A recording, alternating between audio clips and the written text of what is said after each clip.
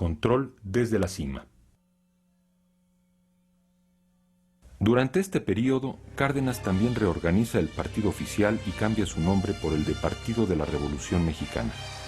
Lo que había sido un cónclave de generales se transforma en un partido para las masas.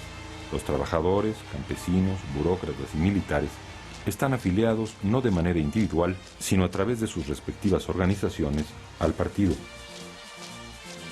Con el PRM, 30 años después del comienzo de la revolución, un nuevo padre político impone el poder como una ordenada y bien cimentada estructura. Las raíces de este nuevo Estado estaban, hasta cierto punto, en el pasado colonial y aún prehispánico de México. Desde tiempos de Cárdenas, a través de las organizaciones gremiales y campesinas, el gobierno regirá la vida política del país.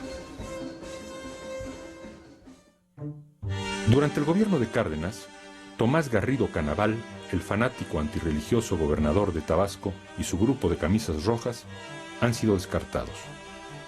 Con esta medida, la persecución religiosa no desaparece, pero disminuye ostensiblemente. Por desgracia, se organizan bandas de católicos que combaten ferozmente a los maestros rurales, como el patético caso de los profesores desorejados. Al mismo tiempo, sectores de la derecha publican panfletos acusando al gobierno de comunista.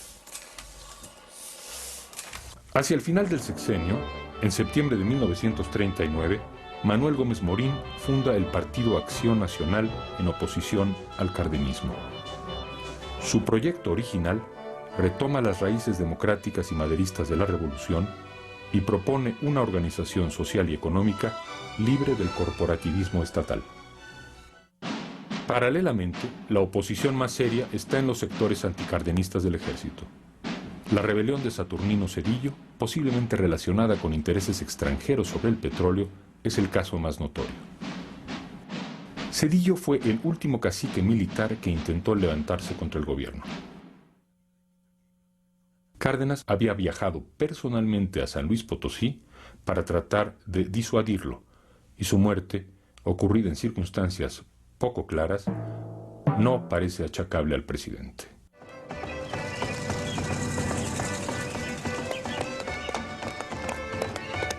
Como gobernador en Michoacán, Cárdenas había impulsado decididamente la educación y su principal instrumento fueron los maestros rurales.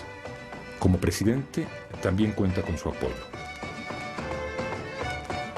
Nosotros vemos que el maestro se convierte en un protagonista social de enorme importancia en la vida mexicana. No solamente es el que enseña a leer y escribir, sino que es el que organiza la comunidad, el que encabeza las luchas por la reforma agraria, el que limita la acción del clero, digamos, etcétera, etcétera. Ahora, la querella en torno a la educación socialista está a la orden del día y muy ligada a la retórica revolucionaria de la época. Porque la escuela socialista nos enseñó cómo defender nuestros derechos. Las enseñanzas de mis maestros que hacían crítica del sistema, que hablaban de la liberación social de los oprimidos. La cuestión de la educación fue tremendo. Las gentes, en general en la República, no aceptaban eso. Entonces las escuelas, pues se tenían, dijéramos, hasta hace poco todavía, un cuadro donde estaba Benito Juárez y detrás estaba el Sagrado Corazón. Mientras no había ningún inspector, estaba el Sagrado Corazón presidiendo. Ahí viene el inspector, decían por ahí abajo, volteaban el cuadrito y era don Benito Juárez.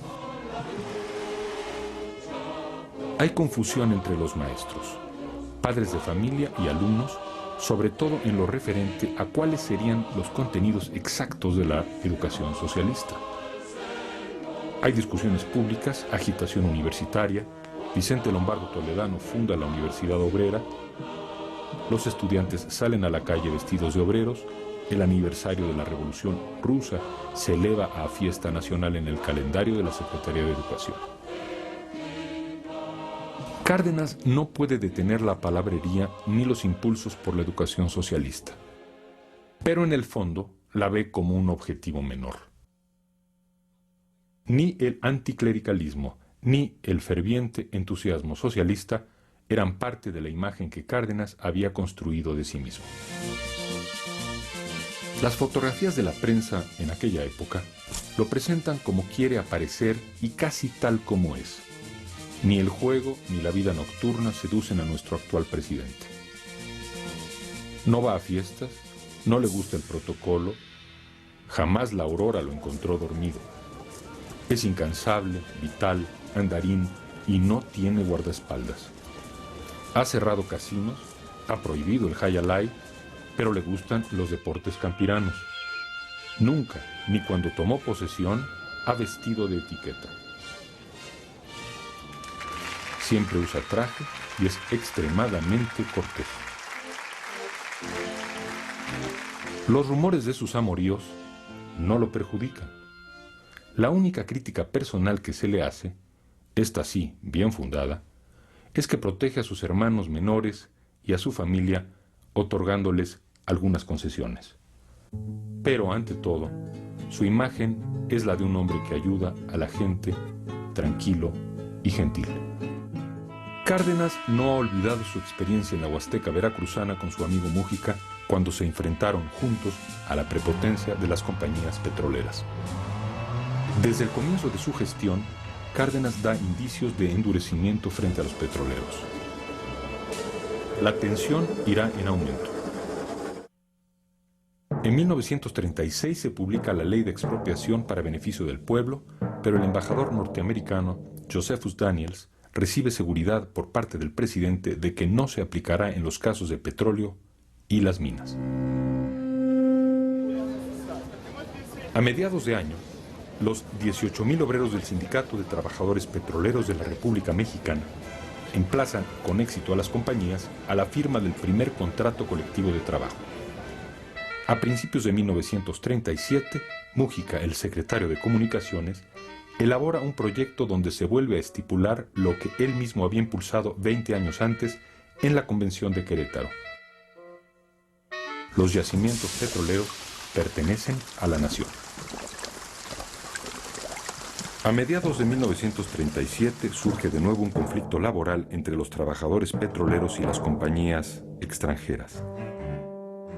El presidente y los secretarios Múgica y Eduardo Suárez, de Hacienda, niegan que el gobierno tenga el propósito de nacionalizar. La Junta de Conciliación y Arbitraje designa un comité de peritos. En diciembre emite su fallo y las compañías petroleras solicitan amparo. El 1 de marzo de 1938, la Corte falla contra las compañías. La fecha límite para cubrir 26 millones de pesos a los trabajadores es el 7 de marzo. En los centros financieros y en las mismas empresas, se cree que el gobierno podría llegar al extremo de enviar al ejército a ocupar las refinerías. They will not dare to expropriate us. Cárdenas tiene una reunión privada con su viejo amigo Múgica y juntos recuerdan aquellos días en la Huasteca 10 años antes, cuando soñaban con un momento así. El 18 de marzo hay una junta con el presidente en la que las compañías aceptan el pago de 26 millones, pero objetan otras prestaciones. Demasiado tarde. Cárdenas le encarga a Múgica la redacción de un manifiesto dirigido a la nación.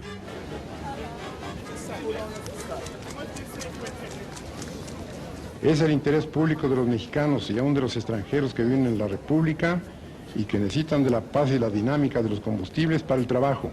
Es la misma soberanía de la nación que quedaría expuesta a simples maniobras del capital extranjero. Se trata de un caso evidente y claro que obliga al gobierno a aplicar la ley de expropiación en vigor. La decisión tenía hondas raíces en la historia de México, en las aspiraciones de gobernados y gobernantes, en las aspiraciones nacionales, pero para ejecutarla requería